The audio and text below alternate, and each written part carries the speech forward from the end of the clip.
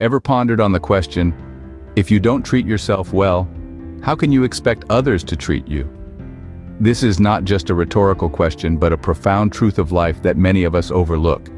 And yet it holds the key to our happiness and well-being. Let me share a story that perfectly illustrates this point. There was a woman named Linda. Linda was a successful businesswoman, admired by her peers and respected by her team.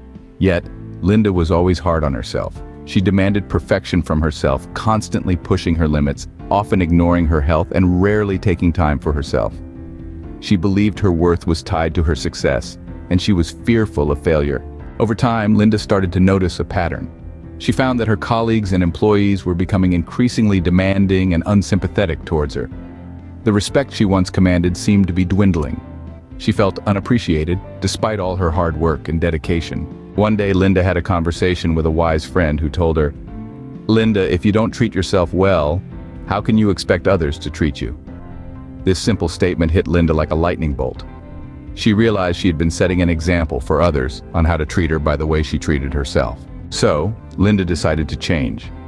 She started by setting boundaries at work, ensuring she had time for herself. She began prioritizing her health, her hobbies, and her happiness. And as she started treating herself with kindness and respect, she noticed a shift in the way others treated her.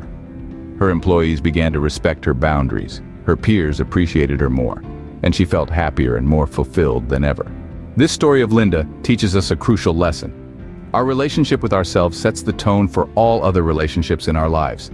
It's important to understand that self-care and self-respect are not just about indulgence or selfishness.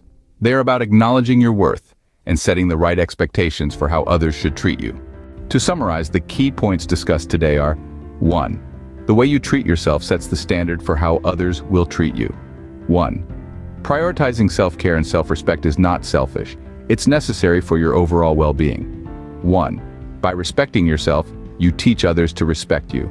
Remember, you are the most important person in your life. Treat yourself with kindness, respect, and love. Because if you don't, how can you expect anyone else to?